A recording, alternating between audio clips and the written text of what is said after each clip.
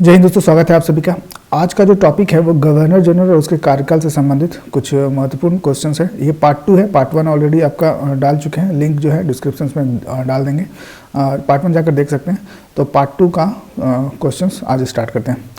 चलिए, आज का पहला जो प्रश्न है, निम्नलिखित युगों में से कौन सा एक सही सुमेलित नहीं है। तो कौन सा सही सुमेलित नहीं है ये बताना है। पहला क्या है, Pitt's India Act, Warren Hastings, बिल्कुल सही है। दूसरा, डॉक्ट्रिन ऑफ लैम्पस, जिसको हड़प नीति भी बोलते हैं। हड़प नीति आपका डलहौजी ने ही स्टार्ट किया था। पहला हड़प नीति के तहत जो है 1848 में सतारा को हड़प किया गया था। तो ये आपका दूसरा बी भी सही है। वर्नाकुलर स्पेस एक्ट, कर्जन, ये बिल्कुल गलत है। और तीसरा है एल्बर्ट बिल रिपन, ये सही है। एल्बर्ट बिल जो है रिपन ने प्रस्तुत किया था। तो इसमें से कौन सा सही सुमेलित नहीं है, वर्नाकुलर प्रेस एक्ट। तो वर्नाकुलर प्रेस एक्ट जो आपका लीटन, आपका कर्जन नहीं होगा, लॉर्ड लीटन द्वारा पारित किया गया था 1878 में। वर्नाकुलर प्रेस एक्ट 1878 में लॉर्ड लीटन के द्वारा पारित किया गया था, जिसको बाद में जाकर के जो है इसको समाप्त कर दिया था। रिपन जो है, लॉर्ड रिपन जो है इसको समाप्त कर दिया गया था 1882 में।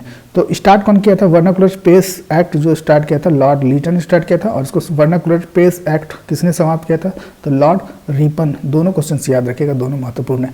चलिए अगला देखते हैं। अगला क्वेश्चन है, सिपाही विद्रोह के समय भारत का गवर्नर जनरल कौन था। तो सिपाही विद्रोह, जिसको 1857 का विद्रोह भी बोलते हैं, 1857 का विद्रोह बहुत ही फेमस विद्रोह है। तो ये सभी को लगभग याद होगा। 1857 के विद्रोह के समय जो है आपका गवर्नर जनरल कौन था, तो ये आपका लॉर्ड कैनिंग इसका सही आंसर हो जाएगा। लॉर्ड कैनिंग 1857 के विद्रोह बोल लीजिए या फिर सिपाही विद्रोह बोल लीजिए। उस समय गवर्नर जनरल कौन था, लॉर्ड कैनिंग। ब्रिटिश द्वारा कुशासन का बहाना लेकर निम्नलिखित प्रांतों में से किस एक का शासन हटा दिया गया था। तो जो हड़प नीति के तहत ही जो है ब्रिटिश, ये आपका हड़प नीति के तहत ही जो इसका क्वेश्चन जो है हड़प नीति के तहत ही बनेगा। ब्रिटिश द्वारा कुशासन का बहाना लेकर डलहौजी ने जो है आपका अवध को अपने प्रांत में मिला लिया था। कुप्रशासन का बहाना देकर अवध को अपने प्रांत में मिला लिया था 1856 में। तो क्वेश्चन ये भी आपका बनता है कि अवध को कब जो है ब्रिटिश प्रांत में मिला लिया गया था। तो 1856 इसका सही आंसर हो जाएगा। तो इसका answer A, option A, Awadh को कुप्रशासन का बहाना देकर अपने उसके शासक को हटा दिया था और ब्रिटिश में मिला लिया था। अवध इसका सही आंसर हो जाएगा। चलिए नेक्स्ट देखते हैं। रॉलेट एक्ट का लक्ष्य क्या था। तो रॉलेट एक्ट जो बना था 1919 में, उसका लक्ष्य क्या था आपका, इसको बिना दलील बिना वकील का भी कानून कहा जाता था, जिसमें बिना मुकदमा चलाए बंदी बना लिया जाता था और कोई सुनवाई उस पर भी नहीं होता था। तो ये ऑप्शन आपका बी इसका सही आंसर हो जाएगा। बिना मुकदमा चलाए बंदी बनाना और मुकदमा की सुनवाई संक्षिप्त प्रक्रिया द्वारा लागू करना। तो ऑप्शन इसका बी हो जाएगा। रॉलेट एक्ट का लक्ष्य क्या था आपका, ऑप्शन बी। चलिए नेक्स्ट देखते हैं। नेक्स्ट है आपका लॉर्ड कर्नवालिस को डैश के लिए भी जाना जाता है। लॉर्ड कर्नवालिस जो आपका अस्थायी बंदोबस्त, याद रखिएगा, अस्थायी बंदोबस्त के लिए लॉर्ड कर्नवालिस को जाना जाता है, जिसको बंगाल की अस्थायी राजस्व व्यवस्था के नाम से भी जानते हैं। बंगाल की अस्थायी राजस्व व्यवस्था हो या फिर अस्थायी बंदोबस्त हो, लॉर्ड कर्नवालिस इसका आंसर हो जाएगा। तो ऑप्शन ए इसका सही हो जाएगा। चलिए अगला प्रश्न को देखते हैं। भारत किस वायसराय के काल में स्वतंत्र हुआ। तो भारत को जो आज़ादी मिला था 1947 के समय में, तो उस समय वायसराय कौन था। सिंपल सही क्वेश्चन से, भारत का जो आज़ादी हुआ था 1947 में, उस समय वायसराय कौन था। तो लॉर्ड माउंटबेटन जो है भारत की आज़ादी के समय आपका वायसराय था। यही अगर प्रश्न इस तरह से रहे कि भारत की आज़ादी के समय स्वतंत्र भारत का प्रथम भारतीय गवर्नर जनरल अगर पूछ दे या भारतीय वायसराय, तो आपका इसका आंसर चेंज हो जाएगा, वो सी राजगोपालाचारी हो जाएगा भारतीय। लेकिन अगर भारतीय नहीं लगा हुआ है स्वतंत्र भारत के समय, तो इसका आंसर आपका लॉर्ड माउंटबेटन हो जाएगा। चलिए अगला क्वेश्चन। लॉर्ड माउंटबेटन का जो आपका कार्यकाल था मार्च 1947 में स्टार्ट हुआ था। मार्च 1947 से 1948 तक कुछ ही समय के लिए लॉर्ड माउंटबेटन थे, और लॉर्ड माउंटबेटन योजना के तहत ही जो भारत आज़ाद हुआ था। ये भी याद रखिएगा, किस योजना के तहत भारत आज़ाद हुआ था, लॉर्ड माउंटबेटन योजना के तहत भारत आज़ाद हुआ था। तो एक ही प्रश्न में आपका 3-4 प्रश्न जो है कवर हो जा रहा है। तो ध्यान से सभी को प्रश्न को अगर सुनेंगे तो एक ही प्रश्न से आपका 3-4 क्वेश्चन बन जाएगा। चलिए नेक्स्ट देखते हैं। अगला जो प्रश्न है, भारत छोड़ो आंदोलन के समय वायसराय कौन था। अब देखिए, भारत छोड़ो आंदोलन कब हुआ था, तो यह हुआ था आपका 1942 में।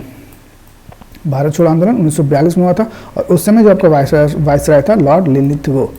आपका ऑप्शन ए सही हो जाएगा, लॉर्ड लिनलिथगो। लॉर्ड लिनलिथगो का जो कार्यकाल था आपका 1936 से 1944 तक था। चलिए नेक्स्ट है। लॉर्ड कर्जन के वायसराय होने के दौरान निम्न में से कौन सी घटना नहीं घटी थी। ठीक है, नहीं घटी थी, याद रखना। तो लॉर्ड कर्जन जो वायसराय थे वो आपका 1899 से 1905 तक लॉर्ड कर्जन का कार्यकाल था। तो उस दौरान जो है आपका भारतीय राष्ट्रीय कांग्रेस का गठन कब हुआ था। तो भारतीय राष्ट्रीय कांग्रेस का गठन जो हुआ था 1885 में हुआ था। ठीक है, तो 1885 में भारतीय राष्ट्रीय कांग्रेस का गठन हुआ था। दूसरा क्या है कि आपका बंगाल का विभाजन कब हुआ था, तो बंगाल का विभाजन हो गया था 1905 में। उसके बाद नेक्स्ट है पुरातत्व विभाग का स्थापना। तो पुरातत्व विभाग का स्थापना 1901 में हुआ था और द्वितीय दिल्ली दरबार का आयोजन जो हुआ था 1903 में हुआ था। द्वितीय दिल्ली दरबार का जो आयोजन हुआ था 1903 में हुआ था। तो ये तीनों जो आपका हो गया, ये लॉर्ड कर्जन के समय में हुआ था, क्योंकि कर्जन का कार्यकाल अभी हम जस्ट बताएं 1899 से लेकर के आपका 1905 तक लॉर्ड कर्जन का कार्यकाल था। तो केवल ये जो आपका भारतीय राष्ट्रीय कांग्रेस का गठन जो था, ये घटना लॉर्ड कर्जन के समय में नहीं हुआ था। भारतीय राष्ट्रीय कांग्रेस के गठन के समय जो है लॉर्ड डफरिन आपका वायसराय था। तो इसका आंसर हो जाएगा ऑप्शन ए। चलिए नेक्स्ट देखते हैं, निम्नलिखित में से किसके द्वारा बंगाल का अस्थायी मालगुजारी बंदोबस्त शुरू किया गया था। तो अस्थायी मालगुजारी बंदोबस्त बोल लीजिए या अस्थायी बंदोबस्त बोल लीजिए, यही क्वेश्चन है आपका, किसके द्वारा अस्थायी बंदोबस्त शुरू किया गया था।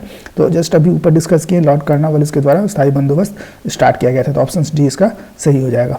चलिए अगला प्रश्न देखते हैं, स्वतंत्र भारत का पहला गवर्नर जनरल कौन था। अभी जस्ट इसके बारे में भी डिस्कस कर चुके हैं कि स्वतंत्र भारत का पहला गवर्नर जनरल पूछेगा तो लॉर्ड माउंटबेटन हो जाएगा। और यहीं पर अगर इसका आंसर यहाँ पे अगर क्वेश्चन चेंज कर देगा कि स्वतंत्र भारत का पहला भारतीय गवर्नर जनरल कौन था, तो आपका सी राजगोपालाचारी इसका आंसर हो जाता। तो यहाँ पे आपका भारतीय नहीं लगा हुआ है, इस वजह से इसका आंसर चेंज हो जाएगा लॉर्ड माउंटबेटन। स्वतंत्र भारत का पहला गवर्नर जनरल लॉर्ड माउंटबेटन। चलिए अगला प्रश्न को देखते हैं, सांप्रदायिक निर्वाचन क्षेत्रों की पद्धति की शुरुआत भारत में किसके द्वारा किया गया था। तो सांप्रदायिक निर्वाचन जो कि आपका हिंदू और मुस्लिम के लिए अलग अलग जो है निर्वाचन क्षेत्र बांटा गया था 1909 में। और उस समय जो आपका था आपका ये पार्लियामेंट सुधार के नाम से भी जानते हैं जिसको। तो सांप्रदायिक निर्वाचन पद्धति की शुरुआत अगर क्वेश्चन पूछेगा तो इसका जो आंसर हो जाएगा 1909 पार्लियामेंट सुधार के नाम से इसको जानते हैं सांप्रदायिक निर्वाचन को। तो ऑप्शन बी इसका सही हो जाएगा। चलिए अगला प्रश्न देखते हैं, इंग्लैंड के हाउस ऑफ कॉमन्स द्वारा भारत के किस गवर्नर जनरल पर महाभियोग चलाया गया था। तो इंग्लैंड के हाउस ऑफ कॉमन्स द्वारा जो है किस गवर्नर जनरल पर महाभियोग चलाया गया था। इसका जो आंसर हो जाएगा वो वॉरेन हेस्टिंग्स हो जाएगा। वॉरेन हेस्टिंग्स पे महाभियोग चलाया गया था भ्रष्टाचार के आरोप में 1788 से लेकर 1795 तक इस पे 1788 से लेकर 1785 तक इस पे आरोप चला था और भ्रष्टाचार मुक्त कर दिया गया था इसको 1795 में। तो इसका जो आंसर हो जाएगा वॉरेन हेस्टिंग्स। चलिए अगला प्रश्न को देखते हैं, लॉर्ड डलहौजी द्वारा अवध का अंग्रेजी राज में विलय निम्न में से किस रीति के द्वारा हुआ था। तो अवध को 1856 में जो है कि अवध ये ब्रिटिश राज में मिला लिया गया था। तो इसका जो किस नीति के तहत हुआ था, तो इसका जो सही आंसर हो जाएगा कुप्रशासन के कारण। क्या हो जाएगा, कुप्रशासन के कारण जो है अवध को ब्रिटिश राज में मिला लिया गया। तो ऑप्शन डी इसका सही आंसर हो जाएगा। चलिए अगला प्रश्न को देखते हैं, भारत में प्रथम रेल लाइन किस ब्रिटिश गवर्नर के समय बिछाया गया था। तो भारत में प्रथम लाइन जो है 1853 में, याद रखिएगा 1853 में मुंबई टू थाने प्रथम रेल लाइन बिछाया गया था और डलहौजी के समय में बिछाया गया था। ऑप्शन ए सही हो जाएगा। और किस कंपनी के द्वारा प्रथम रेल लाइन प्रारंभ हुआ था, किस कंपनी के द्वारा बिछाया गया था, ये भी क्वेश्चन पूछा जाता है। किस कंपनी के द्वारा सर्वप्रथम भारत में रेल यात्रा प्रारंभ की गई थी। तो जो इसका आंसर हो जाएगा ग्रेट इंडियन पेनिसुला रेलवे। याद रखिएगा पेनिसुला रेलवे के द्वारा भारतीय रेलवे को स्टार्ट किया गया था 1853 में और वायसराय था उस समय लॉर्ड डलहौजी। चलिए अगला प्रश्न को देखते हैं, मैच करवाना है सूची 1 को सूची 2 से। पहला क्या है, आपका लॉर्ड क्लाइव है, दूसरा है बेंटिंग और चार्ल्स मेटकॉफ और कर्जन। तो लॉर्ड क्लाइव के समय में हुआ था आपका बंगाल में दोहरा शासन स्टार्ट हुआ था लॉर्ड क्लाइव के समय में। और बेंटिंग क्या हुआ था, बेंटिंग अंग्रेजी शिक्षा का प्रारंभ बेंटिंग के द्वारा किया गया था। तीसरा क्या है आपका चार्ल्स मेटकॉफ को आपका प्रेस से संबंधित हम लोग जानते हैं, प्रेस की स्वतंत्रता बोलिए, प्रेस पर प्रतिबंध को हटाना बोलिए, चार्ल्स मेटकॉफ हो जाएगा। और कर्जन जो है 1905 में बंगाल विभाजन। तो इस तरह से आपका एक का डी हो जाएगा, एक का सी हो जाएगा, 2 का डी, 3 का ए और 4 का बी। ऑप्शन ए इसका सही आंसर हो जाएगा। फिर से एक बार देख लेते हैं, लॉर्ड क्लाइव जो अंग्रेजी से आपका लॉर्ड क्लाइव जो बंगाल में दोहरा शासन के लिए जानते हैं, बेंटिंग को अंग्रेजी शिक्षा के लिए, चार्ल्स मेटकॉफ प्रेस की स्वतंत्रता और कर्जन को बंगाल विभाजन। चलिए अगला प्रश्न को देखते हैं, सूची 1 को सूची 2 से मैच करवाना है। पहला क्या है लॉर्ड डलहौजी, दूसरा आपका है विलियम बेंटिंग, तीसरा लॉर्ड रिपन और कर्जन है। तो लॉर्ड डलहौजी को आपका हड़प का नीति जिसको व्यक्तिगत सिद्धांत बोलते हैं, ऑप्शंस आपका डी इसका सही हो जाएगा। विलियम बेंटिंग आपका ये सती प्रथा को निषेध के लिए जाना जाता है विलियम बेंटिंग, और राजा राम मोहन राय के द्वारा सती प्रथा को समाप्त करने के लिए विशेष कदम उठाया गया था। लॉर्ड रिपन जो है आपका जिसको प्रशासन ये आपका पंचायती राज भी बोलते हैं, ये स्वायत्त शासन पंचायती राज भी बोलते हैं, लॉर्ड रिपन से संबंधित है। और लॉर्ड कर्जन अभी हम लोग जस्ट ऊपर देखें बंगाल विभाजन से संबंधित कौन हो जाएगा, लॉर्ड कर्जन। तो इस तरह से ए का डी और बी का ए हो जाएगा और तीसरा नंबर का लॉर्ड रिपन का बी हो जाएगा, और आपका लॉर्ड कर्जन जो है बंगाल विभाजन, ऑप्शन ए इसका सही आंसर हो जाएगा। देख लीजिए एक बार फिर से, लॉर्ड डलहौजी जो व्यापक सिद्धांत जिसको हड़प की नीति बोलते हैं, लॉर्ड विलियम बेंटिंक सती प्रथा का निषेध, लॉर्ड रिपन स्वायत्त शासन, और लॉर्ड कर्जन बंगाल विभाजन। चलिए अगला प्रश्न को देखते हैं। भारत का शासन ईस्ट इंडिया कंपनी से क्राउन को कब हस्तांतरित कर दिया गया था? जो 1857 की क्रांति के बाद 1 नवंबर 1858 को, याद रखिएगा डेट, 1 नवंबर 1858 को जो है भारत का शासन जो है ईस्ट इंडिया कंपनी से हटाकर क्राउन को हस्तांतरित कर दिया गया था। तो इसका जो सही आंसर हो जाएगा 1858 के भारत सरकार अधिनियम के अंतर्गत, ऑप्शन सी इसका सही हो जाएगा। अगला प्रश्न इसी में है, रेगुलेटिंग एक्ट कब पारित हुआ था? रेगुलेटिंग एक्ट जो आपका 1773 में पारित हुआ था, जिसमें आपका वॉरेन हेस्टिंग्स, इसका आपका गवर्नर जनरल कौन था? वॉरेन हेस्टिंग्स, जिसका कार्यकाल 1772 से 1785 था। तो रेगुलेटिंग एक्ट के तहत ही जो है जो कलकत्ता में उच्चतम न्यायालय का स्थापना हुआ था, रेगुलेटिंग एक्ट के तहत ही हुआ था, ये भी याद रखिएगा। तो रेगुलेटिंग एक्ट कब पारित हुआ? 1773 में। चलिए अगला प्रश्न को देखते हैं। अखिल भारतीय भारत जनगणना, भारत का जनगणना जो हुआ था 1872 में पहली बार किया गया था, बिल्कुल सही है। 1881 में नियमित रूप से किए जाने लगा, ये भी बिल्कुल सही है। और पंचवर्षीय अभ्यास के रूप में हमेशा की जाती है, तो ये बिल्कुल गलत है। पंचवर्षीय नहीं, 10 वर्षों में जनगणना होता है, जैसा सभी को पता होगा कि 1900 आपका हमारा जो इस बार जो जनगणना है 2021 में, इससे पहले जो हुआ था 2011 में हुआ था। तो 1872 में पहला बार हुआ था, उस समय वायसराय आपका जो था लॉर्ड मेयो के कार्यकाल में। ये क्वेश्चन बहुत इंपॉर्टेंट है। प्रथम जनगणना किसके समय में हुआ था? लॉर्ड मेयो के समय में। और दूसरा क्वेश्चन बनता है नियमित जनगणना जो है किसके कार्यकाल में स्टार्ट किया गया था? तो नियमित जनगणना जब पूछा जाएगा तो लॉर्ड रिपन के कार्यकाल में जो है आपका नियमित जनगणना 1881 से स्टार्ट किया गया था। और ये पंचवर्षीय गलत हो जाएगा, पंचवर्षीय आपका नहीं, ये 10 वर्ष के रूप में, 10 वर्ष में हमेशा जो है नियमित जनगणना हो रहा है। तो ऑप्शन ए और 2 केवल सही होगा, बाकी तीसरा गलत है। चलिए अगला प्रश्न को देखते हैं, मैच करवाना है इसमें भी।